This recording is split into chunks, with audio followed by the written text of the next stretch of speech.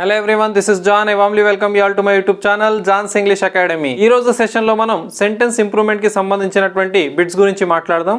గత వీడియోస్ లో మనం స్పాటింగ్ ఆఫ్ ఎర్రర్స్ ని ఎలా టాకిల్ చేయాలి, క్లోజ్ టెస్ట్ లో వచ్చినటువంటి బిట్స్ ని మనం ఎలా రాయొచ్చు అనేది డిస్కస్ చేయడం జరిగింది.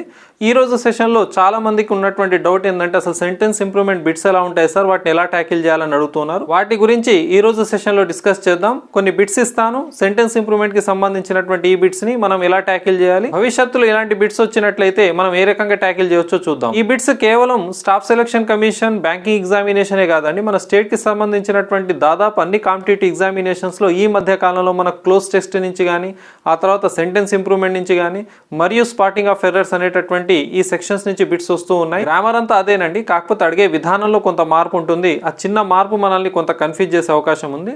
ఎలాంటి కన్ఫ్యూజన్ అవసరం లేదు. గ్రామర్ పైన పట్టు సాధిస్తే ఈ బిట్స్ ని మనం చాలా ఈజీగా ట్యాకిల్ చేయొచ్చు. Start the session sentence improvement. Okay, first sentence improvement కి సంబంధించినటువంటి బిట్ ని ఎలా అడుగుతాడో చూద్దాం.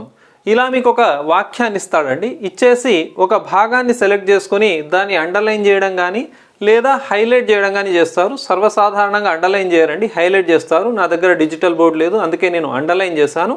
అదర్వైజ్ ఈ భాగాన్ని హైలైట్ చేయడం జరుగుతుంది. బోల్డ్లో ఇస్తాడు, ఇచ్చేసి ఈ భాగం ఈ మిగతా వాక్యంతో గ్రామాటికల్గా ఏకీభవిస్తుందా లేదా, ఈ భాగం మిగతా వాక్యంతో గ్రామాటికల్గా ఏకీభవిస్తుందా లేదా అనేది మనం తెలుసుకోవాలి. అంటే ఈ వాక్యం మొత్తం ఏదైతే ప్యారలల్గా రూల్స్ వస్తాయో గ్రామర్లో దాంతో మ్యాచ్ కావాలి. ఇందులో గ్రామర్కి సంబంధించినటువంటి బిట్స్, అదేవిధంగా కొన్ని సందర్భాలలో వొకాబులరీకి సంబంధించినటువంటి బిట్స్ అడుగుతూ ఉంటాడు. వొకాబులరీ అన్నప్పుడు స్పెసిఫిక్గా నేను ఫ్రేజల్ వర్బ్స్ గురించి మాట్లాడాల్సి వస్తుంది. దీని గురించి మనల్ని ఎక్కువగా ప్రశ్నించడం జరుగుతుంది. ఒకవేళ గ్రామర్ పైన స్పెషల్లీ టెన్సెస్ పైన పట్టుంటే కనీసం మీకు ఒక 5 బిట్స్ కనుక సెంటెన్స్ ఇంప్రూవ్మెంట్ నుంచి వస్తే మీరు 3 ఖచ్చితంగా ఆన్సర్ చేయొచ్చు. అదేవిధంగా గ్రామర్లో కొన్ని స్టాండర్డ్ స్ట్రక్చర్స్ ఉన్నాయండి, అలాంటి స్ట్రక్చర్స్ని కూడా మీరు కొంత ప్రాక్టీస్ చేసి ఉండాలి. ఖచ్చితంగా రాబోయేటటువంటి సెషన్స్లో ఈ స్ట్రక్చర్స్ని టచ్ చేస్తాను. ఫస్ట్ ఈ బిట్ని చూద్దాం. ఇక్కడ ఏమి ఇచ్చాను, no sooner I saw the snake than I ran away. పాముని చూసిన వెంటనే నేను పారిపోయాను అనేటటువంటి అర్థంలో ఉంది. మీరు దీనికంటే ముందు వీడియోలో గమనించి ఉంటారు, స్పాటింగ్ ఆఫ్ ఎర్రర్స్లో నేను నో సూనర్ గురించి మీకు విషయం చెప్పాను.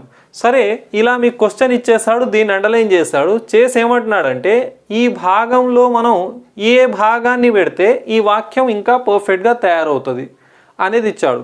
ఎలాంటి చేంజ్ చేయనక్కర్లేదనుకోండి, ఒకవేళ వాక్యం పర్ఫెక్ట్గా ఉంటే మీ ఆన్సర్ నో ఇంప్రూవ్మెంట్ పెట్టాల్సి ఉంటుంది.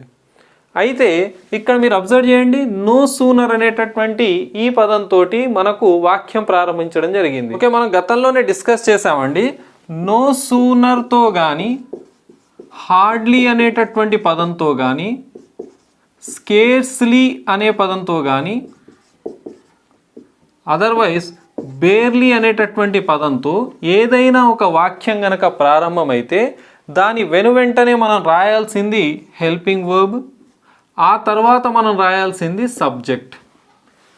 ఎప్పుడైనా ఒక వాక్యం నో సూనర్ కానీ, హార్డ్లీ కానీ, స్కేర్స్లీ కానీ లేదా బేర్లీ అనేటటువంటి ఈ పదాలతోటి కనుక స్టార్ట్ అయితే మనం ఫస్ట్ హెల్పింగ్ వర్బ్ని రాయాలి, దీని తర్వాత హెల్పింగ్ వర్బ్ వస్తుంది, దీని తర్వాత సబ్జెక్ట్ రాయవలసి ఉంటుందని మనం ఆల్రెడీ డిస్కస్ చేసాం. ఈ భాగంలో సర్వసాధారణంగా హ్యాడ్ వస్తుందని కూడా నేను ఆ పార్ట్లో మీకు ఎక్స్ప్లెయిన్ చేయడం జరిగింది. కేవలం హ్యాడ్ అనే హెల్పింగ్ వర్బే కనబడుతుందా సార్ అని అంటే, హ్యాడే కాకుండా అప్పుడప్పుడు మనం డిడ్ అనేటటువంటి హెల్పింగ్ వర్బ్ని కూడా అబ్జర్వ్ చేయవచ్చు. అంటే నో సూనర్ కానీ, హార్డ్లీ కానీ, స్కేర్స్లీ కానీ, తర్వాత బేర్లీ అనేటటువంటి ఈ పదాలు కనుక వస్తే దాని తర్వాత మనకు ఉండాల్సింది హెల్పింగ్ వర్బ్ ఉండాలి, తర్వాతనే మనకు సబ్జెక్ట్ ఉండాలి. కానీ ఇక్కడ చూడండి, నో సూనర్ తర్వాత హెల్పింగ్ వర్బ్ లేదండి, మనకు సబ్జెక్ట్ ఇవ్వడం జరిగింది, ఆ తర్వాతనే మెయిన్ వర్బ్ ఇచ్చాడు. కానీ అసలైన స్ట్రక్చర్ ఏంటిదంటే నో సూనర్ తర్వాత హెల్పింగ్ వర్బ్, సబ్జెక్ట్ ఉండాలి.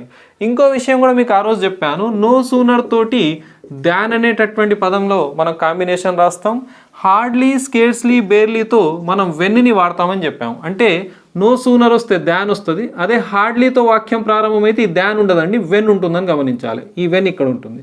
స్కేర్స్లీతో ఒక వాక్యం ప్రారంభమైతే స్కేర్స్లీ తర్వాత దాన్ ఉండదండి, వెన్ ఉంటుంది. బేర్లీతో ఒక వాక్యం ప్రారంభమైతే దాన్ ఉండదండి, వెన్ ఉంటుంది. ఇది కూడా ఒక రూల్, గుర్తుపెట్టుకోవాలి. అయితే ఇప్పుడు మనం కరెక్ట్గా దీన్ని ఇక్కడ డిరైవ్ చేసి చూద్దాం, ఎక్కడుందో చూద్దాం. నో సూనర్ తర్వాత ఇక దాన్ అవంతా అవసరం లేదు, ఇక మనం ఈ భాగాన్ని చూసుకోవాలి, మిగతాది ఎలాగో కరెక్టే ఉందని అర్థం. ఈ భాగమే కరెక్ట్ ఉందా తప్పుందా చెక్ చేయాలి. ఇప్పుడు నో సూనర్ తర్వాత హెల్పింగ్ వర్బ్ ఎక్కడుందో చూద్దాం. నో సూనర్ తర్వాత సబ్జెక్ట్ ఉంది, అవసరం లేదు. నో సూనర్ తర్వాత ఐ అనేటటువంటి సబ్జెక్ట్ ఉంది, తర్వాతనే హ్యాడ్ ఉంది, అవసరం లేదు. ఇక్కడ చూడండి, నో సూనర్ తర్వాత హెల్పింగ్ వర్బ్ ఉంది, ఆ తర్వాతనే సబ్జెక్ట్ ఉంది. ఇక్కడ సీన్ అనే V3 ఎందుకు ఉంది సార్ అంటే హ్యాడ్ తోటి V3 వస్తుంది కాబట్టి. సో ఇక్కడ ఏముండాలి, no sooner had I seen the snake than I ran away అనేటటువంటి కరెక్ట్ యూసేజ్, కరెక్ట్ వాక్యం ఉండాలి. సో మన ఆన్సర్ ఇక్కడ ఏమవుతుంది, సి అవుతుంది. ఇందులో ఖచ్చితమైన చేంజెస్ చేయాల్సి వచ్చింది కాబట్టి ఇంప్రూవ్మెంట్ చేయాల్సి వచ్చింది కదా, అందుకే నో ఇంప్రూవ్మెంట్ అనే ఆప్షన్ని మనం చూస్ చేయకూడదు. మన ఆన్సర్ ఏమైంది, ఇక్కడ సి అయింది. ఈ భాగాన్ని తీసేసి no sooner had I seen the snake than I ran away అని రాయాలి. ఈ స్ట్రక్చర్స్ గురించి గత క్లాస్లో మాట్లాడాం, ఈసారి కూడా మాట్లాడుతున్నాం. నేను కేవలం ఒక స్ట్రక్చర్ గురించి మాట్లాడలేదు, హార్డ్లీ, స్కేట్స్లీ, బేర్లీ అనేటటువంటి స్ట్రక్చర్ల గురించి కూడా మాట్లాడాను. గుర్తుపెట్టుకోవాల్సిన అవసరం ఉందండి. వీటి తర్వాత హెల్పింగ్ వర్బ్ ఉంటుంది, ఆ తర్వాతనే సబ్జెక్ట్ రాయాలి. అయితే ఆ హెల్పింగ్ వర్బ్ స్థానంలో సర్వసాధారణంగా హ్యాడ్ అని ఉంటుంది, కొన్ని సందర్భాల్లో డిడ్ కూడా ఇస్తాడండి. కాకపోతే ఇక్కడ ఆప్షన్లో మనకి ఎక్కడ డిడ్ కనబడలేదు, మనకు అవసరం ఉన్నటువంటి ఈ హ్యాడ్ కనపడ్డది, ఆ తర్వాతనే సబ్జెక్ట్ ఉంది కాబట్టి మన ఆన్సర్ సి పెట్టాం. This is the first bit. ఇంకో బిట్ చూద్దాం. ఓకే, ఇప్పుడు సెకండ్ బిట్ చూద్దాం. I had a few eggs in the fridge, so I needed to go to market to buy them. నా దగ్గర కొన్ని ఎగ్స్ ఉన్నాయి ఫ్రిడ్జ్లో, అందుకే నేను మార్కెట్కి వెళ్ళాల్సిన అవసరం ఏర్పడ్డది వాటిని కొనడానికి. నా దగ్గర కొన్ని ఎగ్స్ ఉన్నాయి ఫ్రిడ్జ్లో, వాటిని కొనాల్సిన అవసరం వచ్చింది కాబట్టి నేను మార్కెట్కి వెళ్ళాను అని ఇందులో ఉన్నటువంటి అర్థం అండి. I had a few eggs in the fridge, so I needed to go to market to buy them. మనల్ని అండర్లైన్ చేసి లేదా హైలైట్ చేసి అడిగినటువంటి చూపించినటువంటి భాగం ఏదైతే ఉందో ఏ ఫ్యూ. ఈ బిట్ యొక్క ఆప్షన్స్ని చూసే ముందు ఒక విషయం బాగా గుర్తుపెట్టుకోండి. ఏ ఫ్యూ మరియు ఫ్యూకి ఉన్న తేడా, ఏ లిటిల్ మరియు లిటిల్కి ఉన్నటువంటి తేడా. ఏ ఫ్యూ అంటే కొన్ని అనేటటువంటి అర్థాన్ని ఇస్తుంది, ఫ్యూ అంటే నెగటివ్ అంటే దాదాపు ఏమీ లేవు అనేటటువంటి అర్థాన్ని ఇస్తుంది. ఏ లిటిల్ అంటే కొంత అనే అర్థాన్ని ఇస్తుంది, లిటిల్ అంటే దాదాపు ఏమీ లేదు అనేటటువంటి నెగటివ్ మీనింగ్ని ఇస్తుంది. ఈ విషయాన్ని నేను క్వశ్చన్ ట్యాగ్స్ దగ్గర మీకు ఆల్రెడీ ఎక్స్ప్లెయిన్ చేసి పెట్టాను. ఏ ఫ్యూ అంటే కొన్ని, ఫ్యూ అంటే నామమాత్రం, అసలు లేవు దాదాపుగా అని అర్థం, నెగటివ్ సెన్స్లో వాడతాం. ఏ లిటిల్ అంటే కొంత, అంటే కొంత ఉంది అన్నట్టు. అదే లిటిల్ అని వాడానని అనుకోండి, దాదాపు ఏమీ లేదు అనేటటువంటి నెగటివ్ సెన్స్లో వస్తుంది. అయితే ఏ ఫ్యూని మనం లెక్కించడానికి వీలున్న వాటికే వాడతాం. ఏ ఫ్యూ కాయిన్స్ అంటాం, ఏ ఫ్యూ స్టూడెంట్స్ అని అంటాం. ఓకే, పైన ఇచ్చాడు కదండి, ఏ ఫ్యూ ఎగ్స్ అనొచ్చు, లెక్కించడానికి వీలున్నవి. ఏ ఫ్యూ అయినా మనం లెక్కించడానికి వీలున్న వాటి కోసం వాడతాం. ఏ లిటిల్ లేదా లిటిల్ని మనం లెక్కించడానికి వీలు లేని వాటి ముందు, like water, a little water, a little milk, ఇలాంటివి మనం వాడుతూ ఉంటామండి. ఏ లిటిల్ అనేది లెక్కించడానికి వీల్లేదు, అన్కౌంటబుల్స్కి వాడతాం. ఏ ఫ్యూ లేదా ఫ్యూ అనేది కౌంటబుల్స్కి వాడతాం. అయితే ఏ ఫ్యూ అని అంటే కొన్ని అనే అర్థాన్ని ఇస్తుంది, అంటే లెక్కించడానికి వీలున్న వాటితో వాడుతున్నాం. ఫ్యూ అంటే దాదాపు ఏది లేదు, నామ మాత్రమే, ఎవరు లేరు, ఏమీ లేదు అనే అర్థాన్ని ఇస్తుంది. ఏ లిటిల్ అంటే లెక్కించడానికి వీలు లేదు, కొంత అనేటటువంటి అర్థాన్ని వాడుతున్నాం. ఏ లిటిల్ అంటే కొంత, అంటే లెక్కించడానికి వీలు లేని వాటితోటి. వాటర్, నీళ్ళని లెక్కించలేము, అదే మిల్క్ లెక్కించలేము, ఓకేనా, షుగర్ లెక్కించలేము. ఇలా లెక్కించడానికి వీలు లేని వాటికి మనం ఏ లిటిల్ వాడతాం. లిటిల్ కూడా దానికే వాడతాం, కానీ తేడా అర్థంలో ఉందండి. ఏ లిటిల్ అంటే కొంత ఉందన్నట్టు, లిటిల్ అంటే దాదాపు ఏమీ లేదని అర్థం. ఇప్పుడు ఈ వాక్యం దగ్గరకు వద్దాం. నా దగ్గర ఫ్రిడ్జ్లో కొన్ని గుడ్లు ఉన్నాయి, అందుకే నేను మార్కెట్కి వెళ్ళి వాటిని కొనుక్కుంటున్నా. ఉంటే ఎందుకు వెళ్ళి కొనుక్కుంటామండి, అర్థమైందా? సో ఏ లిటిల్ వాడదాము అంటేనేమో లెక్కించడానికి వీలున్న వాటికి ఏ లిటిల్ వాడలేము, అన్కౌంటబుల్స్కి మాత్రమే ఏ లిటిల్ లేదా లిటిల్ని వాడాలి. సో ఏ లిటిల్ని తీసేయచ్చు, ఈ లిటిల్ని తీసేయచ్చు. మరి ఇక్కడ ఏం కనబడుతుంది, ఫ్యూ అంటే దాదాపు లేవు అని అర్థం, నెగ్లిజిబుల్, నెగటివ్ మీనింగ్ని ఇస్తుంది. నా దగ్గర గుడ్లుంటే ఫ్రిడ్జ్లో నేను ఎందుకు పోయి కొనుక్కుంటానండి. సో ఏ ఫ్యూ అనేది కరెక్ట్ కాదండి, మీ ఆన్సర్ వచ్చేసి ఫ్యూ అని పెట్టాలి. So I had few eggs in the fridge, so I needed to go to market to buy them. నా దగ్గర దాదాపు గుడ్లు అయిపోయినాయి కాబట్టి మార్కెట్కి వెళ్ళి కొనాల్సిన అవసరం ఏర్పడ్డది అని అర్థం. మీలో ఉన్న సొంత మనోభావాలను ఇక్కడ వాడద్దు. సార్ మా ఇంట్లో కొన్ని ఉంటే కూడా నేను కొనుక్కుంటా సార్ అని అంటే మీ యొక్క రోజువారీ జీవితానికి ఇక్కడ ఇచ్చిన బిట్కి సంబంధం లేదండి. మీరు కొన్ని ఉంటే వెళ్ళి కొనుక్కుంటూ ఉండొచ్చు, కానీ ఇక్కడ వాక్యంలో అర్థం ఏంటంటే లేవు కాబట్టి కొనుక్కోవడానికి వెళ్ళి అనే అర్థంలో వాడతాం. సొంతంగా ఆలోచన ఏదైతే మీ మనసుకు వచ్చిన దాన్ని నేను తీసుకొచ్చి ఇక్కడ పెడతాంటే మార్క్స్ రావు. సో ఇక్కడ ఏ ఫ్యూ అనేది కరెక్ట్ కాదు, ఫ్యూ అనేది మీ ఆన్సర్ అండి. సో మన ఆన్సర్ వచ్చేసి ఇక్కడ బి అని పెట్టాలి. నో ఇంప్రూవ్మెంట్ పెట్టలేము, ఎందుకంటే ఖచ్చితంగా ఇంప్రూవ్మెంట్ చేయాల్సి వచ్చింది కాబట్టి. ఇది వాక్యాన్ని అర్థం చేసుకొని ఆన్సర్ చేసే పద్ధతి అండి. ఇప్పుడు మూడో బిట్ చూద్దాం. ఇప్పుడు థర్డ్ బిట్ చూద్దాం. I am definitely late, the bus will have left the bus stop by the time I reach there. మళ్ళీ ఒకసారి చదువుతున్నాను. ఐ ఆమ్ డెఫినెట్లీ లేట్, నేను లేట్ అయిపోయాను. The bus will have left the bus stop, bus వెళ్ళిపోయి ఉంటుంది. By the time I reach there, నేను bus స్టాప్కి చేరుకునే లోపే బస్సు వెళ్ళిపోయి ఉంటుంది, ఎందుకంటే నేను లేట్ అయిపోయినా అని అర్థంలో వాడుతున్నాం. ఒకవేళ మీరు నిజంగానే నేను అప్లోడ్ చేసినటువంటి టెన్సెస్ని కనుక బాగా నేర్చుకొని ఉంటే ఖచ్చితంగా మీకు దీని ఆన్సర్ ఈజీగా కనబడుతుందండి. విల్ హ్యావ్ లెఫ్ట్ అనేటటువంటిది ఫ్యూచర్ పర్ఫెక్ట్ టెన్స్లో ఉంది. ఫ్యూచర్ పర్ఫెక్ట్ టెన్స్ యొక్క స్ట్రక్చర్ వచ్చేసి విల్ హ్యావ్ లేదా షల్ హ్యావ్ ప్లస్ V3. ఇక్కడ విల్ హ్యావ్ ఉంది ప్లస్ V3 ఉంది. ఎప్పుడు వాడాలి ఈ టెన్స్ అంటే భవిష్యత్తులో ఒక నిర్దిష్టమైన సమయం కంటే ముందే ఒక పని పూర్తయితే మనం ఫ్యూచర్ పర్ఫెక్ట్ టెన్స్ని వాడతామని చెప్పాను. బాగా గుర్తుపెట్టుకోవాలని చెప్పిన ఆ రోజు క్లూ బై ఉంటుంది, బై తోటి ఒక సర్టెన్ టైంని ఇవ్వడం జరుగుతుంది అని అన్నారు. అంటే ఇక్కడ మనకు బై అనేటటువంటిది ఉంది, అదేవిధంగా ఫ్యూచర్ పర్ఫెక్ట్కి సంబంధించినటువంటి స్ట్రక్చర్ కనబడుతుంది. కాకపోతే ఎప్పుడైనా సరే ఒక బిట్ని మనం టెన్సెస్కి సంబంధించి ట్యాకిల్ చేయాలంటే ఆ బిట్ అసలు లేదా వాక్యం ఏ టెన్స్తో ప్రారంభమవుతుందో చూసుకోవాలి. ఈ వాక్యం ఐ ఆమ్ డెఫినెట్లీ లేట్తో స్టార్ట్ అయింది. సో యామ్ అనేటటువంటి బీ ఫామ్ని వాడాం, ఇది ప్రెజెంట్ టెన్స్తో వాడతాం. అంటే ఈ వాక్యం ప్రెజెంట్ టెన్స్తో ప్రారంభమైంది. ఒకవేళ ఇక్కడ వాజ్ ఉండుంటే పాస్ట్ టెన్స్ అనేవాడిని. ఓకే, ఒకవేళ ఒక వాక్యం ప్రెజెంట్ టెన్స్తో ప్రారంభమైతే రాబోయేటటువంటి ప్యారలల్గా వచ్చే వర్బ్స్ అన్నీ కూడా ప్రెజెంట్లో అన్నా ఉండాలి, ఫ్యూచర్లో అన్నా ఉండాలి, అంతేగాని పాస్ట్లో ఉండడానికి వీల్లేదు. ఒకవేళ ఒక వాక్యం పాస్ట్ టెన్స్తో ప్రారంభమైతే రాబోయేటటువంటి వర్బ్స్ అన్నీ కూడాను పాస్ట్లోనే ఉండాలి. అయితే ఇక్కడ ప్రెజెంట్ తోటి ప్రారంభమైంది కాబట్టి ఫ్యూచర్ అన్న ఉండొచ్చు, ప్రెజెంట్ అన్న ఉండొచ్చు. అందుకే చూడండి ఇది ప్రెజెంట్తో ప్రారంభమైంది, అందుకే ఇక్కడ ఫ్యూచర్ వచ్చింది. ఈ రీచ్ అనేది V1 మళ్ళీ ప్రెజెంటే ఉంది. కాకపోతే అసలు ఇచ్చిన ఆ భాగాన్ని మనం ఏమైనా ఇంప్రూవ్ చేయాల్సిన అవసరం ఉందా, రీప్లేస్ చేయాల్సిన అవసరం ఉందా? అదే సెంటెన్స్ ఇంప్రూవ్మెంట్, దాన్నే ఫ్రేజ్ రీప్లేస్మెంట్ అని అంటారు. ఇప్పుడు ఒక్కొక్క ఆప్షన్ని పెడదాం. Option A would have left పెడదామా? విల్కి పాస్ట్ టెన్స్ రూపమే వుడ్. నేను నిజంగానే వుడ్ హ్యావ్ లెఫ్ట్ ఆన్సర్ చేయాలంటే యామ్ ఉండొద్దండి, ఇక్కడ వాజ్ ఉండాలి. వాజ్ ఉండుంటే నేను ఖచ్చితంగా వుడ్ హ్యావ్ లెఫ్ట్ పెట్టేవాడిని, కానీ ఇక్కడ వాజ్ లేదు కదా. యామ్ అనేటటువంటి ప్రెజెంట్ టెన్స్కి సంబంధించినటువంటి వర్బ్ ఫామ్ ఉంది. నెక్స్ట్ విల్ లీవ్ అనేటటువంటి ఫ్యూచర్ యాక్షన్కి సంబంధించినటువంటి అక్కడ స్ట్రక్చర్ కనబడుతుంది, సింపుల్ ఫ్యూచర్. కానీ సార్ సింపుల్ ఫ్యూచరే కదా, మీరు ఫ్యూచర్ వాడచ్చు కదా మనం ప్రెజెంట్ టెన్స్తో అన్నప్పుడు. అప్పుడు అర్థం చూసుకోండి, నేను లేట్ అయిపోయినా నేను వెళ్ళిన తర్వాత బస్సు వెళ్తుందా అంటే విల్ లీవ్ అని అంటే ఏంటి చెప్పండి, నేను వెళ్ళిన తర్వాతనే కదా ఒక పని జరగాల్సింది. అదేంటిది విల్ ప్లస్ V1తో వాడతాం కదా, కానీ అక్కడ ఏం అర్థంలో వాడుతున్నాం, నేను అక్కడికి వెళ్ళేసరికే బస్సు వెళ్ళిపోయి ఉంటుంది, ఒక పని భవిష్యత్తులో అయిపోయి ఉంటుంది. ఈ విల్ ప్లస్ V1 అనేది ఇంకా జరగబోతున్న పనులకు వాడతాం, కానీ బస్సు అక్కడ నేను లేట్ అయిపోయినా వెళ్ళిపోయింది. అందుకే నేను ఇక్కడ విల్ లీవ్ వాడను. ఖచ్చితంగా మిమ్మల్ని కన్ఫ్యూజ్ చేయడం కోసం ఇలాంటి ఆప్షన్ ఇస్తాడు. అప్పుడు అర్థంలో మీరు కొంత మీనింగ్ని కరెక్ట్గా తీయగలిగితే ఆ వాక్యం నుంచి మీరు ఈజీగా ఆన్సర్ చేయొచ్చు. ఎందుకు నేను విల్ లీవ్ పెట్టకూడదు సార్ అని అంటే ఇది భవిష్యత్తులో జరగబోతున్న పనిని సూచిస్తుంది. కానీ ఇక్కడ ఏం చెప్పాలనుకుంటుండే ఆ వ్యక్తి, నేను ఆల్రెడీ లేట్ అయిపోయినా నేను బస్ స్టేషన్కి వెళ్ళేసరికి బస్సు వెళ్ళిపోయి ఉంటుంది అని అంటున్నాడు. అర్థమైందా? ఎలాగో లేట్ అయిపోయాడు, బస్సు వెళ్ళిపోయి ఉంటుంది. విల్ లీవ్ అంటే ఏంది, వెళ్తుంది అనేటటువంటిది. అంటే నేను వెళ్ళిన తర్వాత ఇంకో పని జరగాలి కదా. సో ఇక్కడ విల్ లీవ్ అనేది రాదు. సో హ్యాడ్ లెఫ్ట్ పెడదామంటే అసలే రాదు. ఎందుకు? హ్యాడ్ అనేది పాస్ట్ టెన్స్కి సంబంధించినటువంటి హెల్పింగ్ వర్బ్, ఇది పాస్ట్ పర్ఫెక్ట్ టెన్స్కి సంబంధించినటువంటి స్ట్రక్చర్, అసలే రాదు ప్రెజెంట్ టెన్స్ తోటి.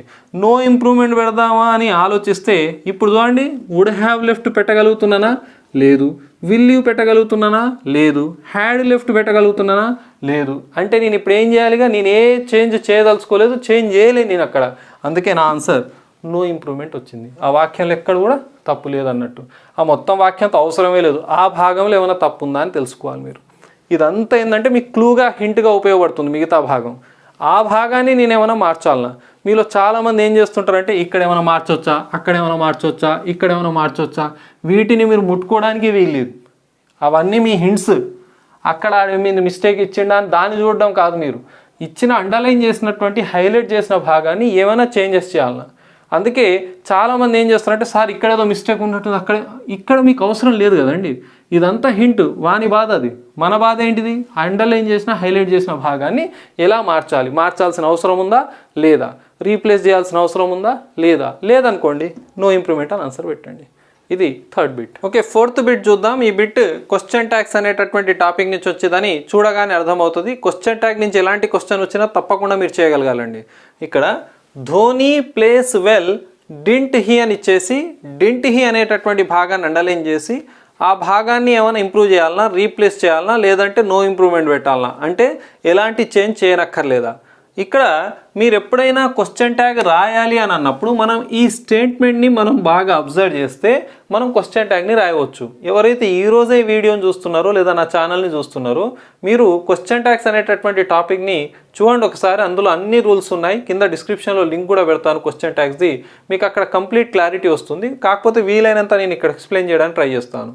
క్వశ్చన్ ట్యాగ్ యొక్క స్ట్రక్చర్ వచ్చేసి హెల్పింగ్ వర్బ్ ఉంటుంది, ఆ తర్వాత ప్రొనౌన్ ఉండాలి, ఆ తర్వాత క్వశ్చన్ మార్క్ ఉంటుందండి.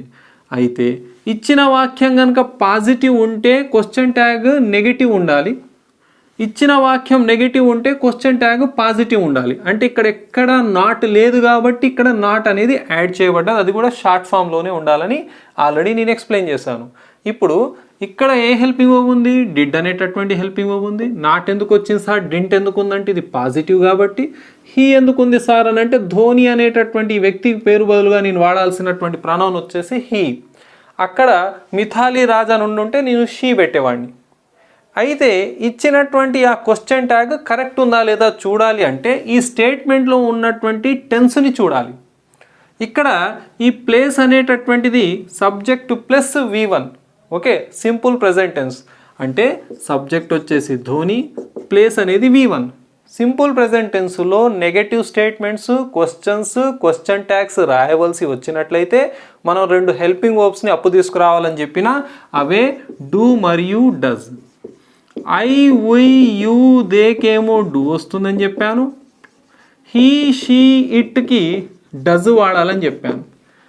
ఇవి డూ అనేది బహువచనాలతోటి, హీ, షీ, ఇట్ మరియు ఏకవచనాలతోటి డజ్ వస్తుందని చెప్పాను. ఐ ఏకవచనం అయినప్పటికీ మీరు డూనే వాడాలని కూడా ఆ రోజు నేను సింపుల్ ప్రెజెంట్ టెన్స్ దగ్గర నేర్పించాను. అంటే టెన్సెస్ అనే టాపిక్ ఎంత క్రూషియలో మీకు అర్థమవుతుందండి. ఇక్కడ సింపుల్ ప్రెజెంట్ టెన్స్లో negative statements, questions, question tags. ఇదేంటిది? క్వశ్చన్ ట్యాగ్ రాయవలసి వచ్చినప్పుడు 2 పదాలను అప్పు తీసుకురావాల్సి వస్తుంది, డూ లేదా does. I, we, you, they బహువచనాలకు డూ వస్తే హీ, షీ, ఇట్ ఏకవచనాలకు డజ్ వస్తుంది. ఐ ఏకవచనం అయినప్పటికీ డూ వాడాలి. ఇప్పుడు ఒక్కసారి అక్కడ వాక్యాన్ని అబ్జర్వ్ చేస్తే, ఆ భాగాన్ని అబ్జర్వ్ చేస్తే ఇక్కడ V1 ఉంది సింపుల్ ప్రెజెంట్ టెన్స్, కానీ ఇక్కడ ఏం వాడడం జరిగింది? డింట్ అనేటటువంటి సింపుల్ పాస్ట్కి సంబంధించినటువంటి హెల్పింగ్ వర్బ్ని వాడాడు. అది తప్పు కదా. మరి దాని బదులు ఏం వాడాలి? సబ్జెక్ట్ ఏముంది ఇక్కడ? హీ ఉంది కాబట్టి దానికి ఏం వాడతాం? డజ్ వాడాలి. డజ్ వాడినాం. ఇది పాజిటివ్ స్టేట్మెంట్ కాబట్టి నేను నాట్ కలిపిన. డజ్ అంటే హీ ఉండాలి. యాక్చువల్గా నేను ఆప్షన్స్తో సంబంధం లేకుండా అక్కడనే మీకు ఆన్సర్ చేసి చూపిస్తున్నాను, ఎందుకంటే మీ మైండ్ ఆ టైంలో అలానే పనిచేస్తుంది కాబట్టి మీరు చెక్ చేసేటప్పుడు. ఇప్పుడు ఆప్షన్స్ వైపు వద్దాం. ఇజంట్ హీ పెడదామంటే అసందర్భం. ఈడ ఈజ్ ఉంది, ఎక్కడన్నా ఉండుంటే ఇజంట్ హీ పెట్టేవాడిని. ఎప్పుడు ధోని ఈజ్ ప్లేయింగ్ వెల్ అన్నప్పుడు ఈజ్ ఉండేది, ఇజంట్ హీ అని పెట్టేవాడిని. లేదు. వజంట్ హీ పెడదామంటే ఇక్కడెక్కడైనా వాజ్ ఉందా? లేదు. ధోని వాజ్ ప్లేయింగ్ వెల్ ఉండుంటే నేను వజంట్ హీ పెట్టేవాడిని. మనకు కావాల్సిన ఆన్సర్ ఎక్కడ ఉంది చూడండి, డజంట్ హీ. సో నా ఆన్సర్ ఏమవుతుంది? సి. Option D. ఇక్కడ నో ఇంప్రూవ్మెంట్ ఉంది, నేను ఇంప్రూవ్మెంట్ చేసినా కాబట్టి నేను ఆప్షన్ డి పెట్టలేను. సో నా ఆన్సర్ వచ్చేసి సి అయింది, డజంట్ హీ అని. ఈ రకంగా మీరు ఆన్సర్ చేయాల్సి ఉంటుందండి. మనకేం అలవాటు అంటే ఫిల్ ఇన్ ద బ్లాంక్స్ లాగా అలవాటు.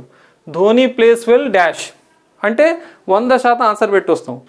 అతడే ఒక కొత్త ఆప్షన్ అక్కడ పెట్టేసిండు అనుకోండి, అప్పుడు కన్ఫ్యూజ్ అవుతున్నాం. మీ నాలెడ్జ్ అనేది డిస్టర్బ్ చేయకండి. దీనికి క్వశ్చన్ టైం మీకు తెలుసు, ఆన్సర్ రాయండి. ప్రతిదీ అంతేనండి. మీకు ఏమవుతుందంటే ఆ ఖాళీ స్థానాన్ని పూరించండి అన్నట్టు ఈజీ అయిపోతుంది. ఆ ఖాళీ స్థానంలో ఏదైనా పదాన్ని కానీ ఏదైనా ఫ్రేజ్ని పెడితే మీరు ఇబ్బందిగా ఫీల్ అవుతున్నారు. అస్సలు అవసరం లేదండి. కొంత గ్రామర్ పైన పట్టు, పదే పదే దాన్ని వినడం, అబ్జర్వ్ చేయడం ద్వారా ఈజీగా ఆన్సర్స్ చేయవచ్చు. This is the 4th bit. Okay, ఈ సెషన్కి సంబంధించినటువంటి చివరి బిట్ని అబ్జర్వ్ చేద్దాం. Fans Q for the match tickets since morning. First ఈ బిట్ని బాగా చదివే ముందు ఇక్కడ ఒక ఇంపార్టెంట్ స్పెల్లింగ్ ఉంది, క్యూ స్పెల్లింగ్. క్యూయుఈయుఈ అనేటటువంటి ఈ స్పెల్లింగ్ని మీరు ఖచ్చితంగా నేర్చుకొని ఉండాలి. లైన్ కట్టడాన్ని క్యూ కట్టడం అంటాం కదా, ఆ క్యూ స్పెల్లింగ్ వచ్చేసి క్యూయుఈయుఈ అని గుర్తుపెట్టుకోండి. ఈ క్యూ కట్టడాన్ని మనం ఇక్కడ క్యూ అప్ అంటారు ఇంగ్లీష్లో సర్వసాధారణంగా. లైన్ అప్ అంటాం కదా, లైన్ కట్టడాన్ని అంటే క్యూ అప్ ఉండాలి. సరే, మొత్తాన్ని చూద్దాం. First fans Q for the match tickets since morning. Since plus exact time ఇవ్వడం జరిగింది. మీకు గుర్తుందండి, ప్రెజెంట్ పర్ఫెక్ట్ కంటిన్యూస్ టెన్స్లో మనం సిన్స్ లేదా ఫర్ అనేటటువంటి ఈ క్లూ వర్డ్స్ని వాడాం. సిన్స్ తోటి ఖచ్చితమైన సమయం వస్తుంది, ఫర్ తోటి గడిపిన సమయం వస్తుంది, పీరియడ్ ఆఫ్ టైం వస్తుంది. Since plus exact time, for plus period of time వస్తుంది. ఏ టెన్స్లో వచ్చింది మీకు గుర్తుందా? ప్రెజెంట్ పర్ఫెక్ట్ కంటిన్యూస్ టెన్స్లో వచ్చింది. ప్రెజెంట్ పర్ఫెక్ట్ కంటిన్యూస్ టెన్స్కి సంబంధించినటువంటి స్ట్రక్చర్ కూడా మీకు గుర్తుండాలి. హ్యావ్ బీన్ లేదా హ్యాస్ బీన్ ప్లస్ V4. ఇది ఆ టెన్స్ యొక్క స్ట్రక్చర్. అంటే మళ్ళీ మీకు ఏమర్థం కావాలంటే నేను టెన్సెస్ బాగా నేర్చుకోవాలి అని. 8 పార్ట్స్లో టెన్సెస్ ఆల్రెడీ ఉన్నాయి, వాటిని క్షుణ్ణంగా నేర్చుకోండి. సో ప్రెజెంట్ పర్ఫెక్ట్ కంటిన్యూస్ టెన్స్కి సంబంధించినటువంటి క్లూ వర్డ్ ఉంది. ఎవరైనా టెన్స్లను పర్ఫెక్ట్గా నేర్చుకుంటే క్షణాల్లో దీని ఆన్సర్ని వెతికేయవచ్చండి. కానీ ఇక్కడ ఏమి ఇచ్చాడు? క్యూ అనేటటువంటి V1 ఇచ్చాడు. సార్ క్యూ నామవాచకం కూడా కదా సార్ అంటే, క్యూ అనేది నామవాచకంగా మరియు క్రియగా, వర్బ్గా కూడా ఉపయోగపడుతుంది. అలాంటి ఎన్నో పదాలు ఉన్నాయి, వాటి గురించి మనం ఫర్దర్గా పార్ట్స్ ఆఫ్ స్పీచ్ అనే టాపిక్ వచ్చినప్పుడు మీకు నేర్పిస్తాను. ఒకే పదం డిఫరెంట్ పార్ట్ ఆఫ్ స్పీచ్గా ఎలా పనిచేస్తుంది అనేది. ఇక్కడ ఫ్యాన్స్ అనేది సబ్జెక్ట్, పక్కకున్నది వర్బే కదా, సో అది V1. ఇక్కడ ఫస్ట్ చూద్దాం. ఫ్యాన్స్ ఈ క్యూని రీప్లేస్ చేయాల్సిన అవసరం ఉందా లేదా? సిన్స్ ప్లస్ ఎగ్జాక్ట్ టైం ఉందంటే ఖచ్చితంగా ఇక్కడ V1 రాదు, రీప్లేస్ చేయాల్సిందే నేను. మరి చూద్దామా. హ్యాజ్ క్యూడ్ అప్, క్యూకి V3 క్యూడ్ అప్. ఎప్పుడైనా క్యూ తర్వాత వర్బ్ వస్తే మాత్రం అప్ అనేటటువంటిది ఉండాల్సిందే, క్యూ అప్ అని ఉండాల్సిందే. అదొక ఫ్రేజల్ వర్బ్. ఇక్కడ హ్యాజ్ పెడదామంటే ఫ్యాన్ బహువచనం కదండి. హ్యావ్ హ్యాజ్ల మధ్య తేడా మీకు ఆల్రెడీ నేర్పించాను. ఐ వి యూ దేకి హ్యావ్ వస్తుంది. ఐ వి యూ దే బహువచనాలకేమో హ్యావ్ వస్తే, అంటే ప్లూరల్స్కి హ్యావ్ వస్తే, హ్యాజ్ అనేది హీ షీ ఇట్ సింగులర్స్కి వస్తుంది. ఓకే, హ్యావ్ బీన్ అయినా హ్యాస్ బీన్ అయినా హ్యావ్ అయినా హ్యాజ్ అయినా. ఓకే, మనకు గుర్తుండాల్సింది ఏంటంటే హ్యావ్ అనేది ఐ వి యూ దే బహువచనాలకు, హ్యాజ్ అనేది హీ షీ ఇట్ ఏకవచనాలకు వస్తుందని గుర్తుపెట్టుకోవాలి. ఐ ఏకవచనం అయినప్పటికీ హ్యావ్ వాడాలి. సో హ్యావ్ లాంటిదే హ్యావ్ బీన్. హ్యావ్ నుంచే హ్యావ్ బీన్ వచ్చింది, హ్యాజ్ నుంచే హ్యాస్ బీన్ వచ్చింది. సార్ ఇక్కడ నేను ఏమైనా హ్యాజ్ క్యూడ్ అప్ పెడదామా? ఎందుకంటే నేను ఎక్కడో విన్నా సార్, ప్రెజెంట్ పర్ఫెక్ట్ టెన్స్తో కూడా సిన్స్ ఫర్లను వాడతారట కదా సార్ అంటే ఎస్ అండి, అలాంటి యూసేజ్ ఉంది. Present perfect tense have has తోటి V3ని మనం సిన్స్ ఫర్ క్లూగా వాడుకొని వాడొచ్చండి. అయితే ఒక్కసారి ఇక్కడ అబ్జర్వ్ చేయండి. ఫ్యాన్స్ అనేది ఏంటిది? బహువచనం. కానీ హ్యాజ్ అనేది ఏంటిది? సింగులర్. మనం హ్యాజ్ అనేది ఏకవచనాలకే వాడతాం, ఫ్యాన్స్ అనేది బహువచనం. ఇక్కడ హ్యావ్ ఉండుంటే నేను ఆలోచించేవాడిని, కానీ ఏకవచనాలకు సంబంధించిన హెల్పింగ్ వర్బ్ ఉంది, సబ్జెక్టు మాత్రం ఫ్యాన్స్ అనే బహువచనం ఉంది. సో ఇది అవసరం లేదు. ఓకే, ఇది V3 కదా. ఇక్కడ చూద్దామా. హ్యావ్ హ్యాడ్ క్యూడ్, హ్యావ్ అనే హెల్పింగ్ వర్బ్ వాడిండు, హ్యాడ్ అనే హెల్పింగ్ వర్బ్ వాడిండు, ఆ తర్వాత క్యూడ్ అనేటటువంటి V3ని వాడడం జరిగింది. క్యూడ్ తర్వాత ఖచ్చితంగా అప్ ఉండాల్సిందే. ఎనీహౌ హ్యావ్ హ్యాడ్ క్యూడ్ అనేటటువంటిది ఇది యూసేజే కాదు. ఓకే, కరెక్ట్ కాదు. Next have been queuing up. ఇక్కడ ఏముంది చూడండి, హ్యావ్ బీన్ తర్వాత ఇంగ్ ఫామ్ V4 ఉందండి. సిన్స్ ప్లస్ ఎగ్జాక్ట్ టైం ఉంది, హ్యావ్ బీన్ ప్లస్ V4 ఉంది. ఇక్కడ హ్యాస్ బీన్ ఉంటే ఆలోచించేవాడిని, కానీ హ్యావ్ బీన్ ఉంది కదా, కరెక్టేనా అంటే ఫ్యాన్స్ బహువచనం కదా, ఓహో బహువచనాలకి హ్యావ్ బీన్ వస్తుంది కదా. ఆ తర్వాత V4 ఉందా? ఉంది. సో నా ఆన్సర్ ఏం కావాలి? C కావాలి. అక్కడ ఉన్న హింట్కి ఇక్కడ ఉన్నటువంటి టెన్స్ స్ట్రక్చర్ కరెక్ట్గా మ్యాచ్ అయింది కాబట్టి నో ఇంప్రూవ్మెంట్తో నాకు అవసరం లేదు. ఎందుకంటే నేను ఇంప్రూవ్మెంట్ చేసిన, దీన్ని మార్చిన, దీన్ని రీప్లేస్ చేసిన కాబట్టి నేను నో ఇంప్రూవ్మెంట్ వైపు వెళ్ళలేను. నా ఆన్సర్ వచ్చేసి C అయిందండి. సో ఇక్కడ fans have been queuing up for the match ticket since morning. ఒక పని ఉదయాన్నే ప్రారంభమైంది, ఇంకా కొనసాగుతూనే ఉంది. ఉదయం నుంచే ఫ్యాన్స్ మ్యాచ్ టికెట్స్ కోసం క్యూ కడుతూనే ఉన్నారు అనేటటువంటి అర్థంలో వాడతాం. Present perfect continuous tense. Have been లేదా హ్యాస్ బీన్ ప్లస్ V4. ఇక్కడ ఏకవచనం ఉండుంటే హ్యాస్ బీన్ అని ఉండేది. ఇక్కడ బహువచనం ఉంది కదండి ఫ్యాన్స్ అనేటటువంటిది, అందుకే హ్యావ్ బీన్ క్యూయింగ్ అప్ అనేటటువంటి ఆన్సర్ వచ్చింది. ఇది 5th బిట్ యొక్క ఆన్సర్. ఈ రకంగా మీరు సెంటెన్స్ ఇంప్రూవ్మెంట్ అనేటటువంటి ఒక్కొక్క బిట్ని జాగ్రత్తగా క్షుణ్ణంగా పరిశీలించి ఆన్సర్స్ చేయాల్సి ఉంటుందండి. Same cloze test, spotting of errors, అదేవిధంగా ఈ సెంటెన్స్ ఇంప్రూవ్మెంట్, ఈ బిట్స్ని ట్యాకిల్ చేయాలంటే ఖచ్చితంగా మీకు పూర్తిగా గ్రామర్ పైన పట్టు ఉండాల్సిన అవసరం ఉంది. అన్ని టాపిక్స్ పైన పట్టు ఉండాలని అంటే నేను గత వీడియోస్లో మీకు చెప్పానండి ఏ టాపిక్స్ని ముందు నేర్చుకోవాలనేది. అవి చూడండి. గతంలో ఉన్నటువంటి క్లోజ్ టెస్ట్ కానీ స్పాటింగ్ ఆఫ్ ఎర్రర్స్ని చూస్తే మీకు కంప్లీట్ క్లారిటీ వస్తుంది. ఏ టాపిక్స్ని మనం బాగా అబ్జర్వ్ చేయాలనేది, బాగా క్షుణ్ణంగా నేర్చుకోవాలనేది. This is about sentence improvement. Okay, sentence ఇంప్రూవ్మెంట్కి సంబంధించినటువంటి ఈ సెషన్ని ఇంతటితో కంక్లూడ్ చేద్దాం. ఈ క్లాస్ మీకు నచ్చినట్లయితే లైక్ చేయండి. మీ ఫ్రెండ్స్ ఎవరైనా కాంపిటేటివ్ ఎగ్జామినేషన్స్ కోసం ప్రిపేర్ అవుతున్నారో వాళ్ళకి తప్పకుండా షేర్ చేయండి. అదేవిధంగా నా ఛానల్ని సబ్స్క్రైబ్ చేసుకోవడం మర్చిపోకండి for further videos. Thank you very much. Have a nice day. See you all of you.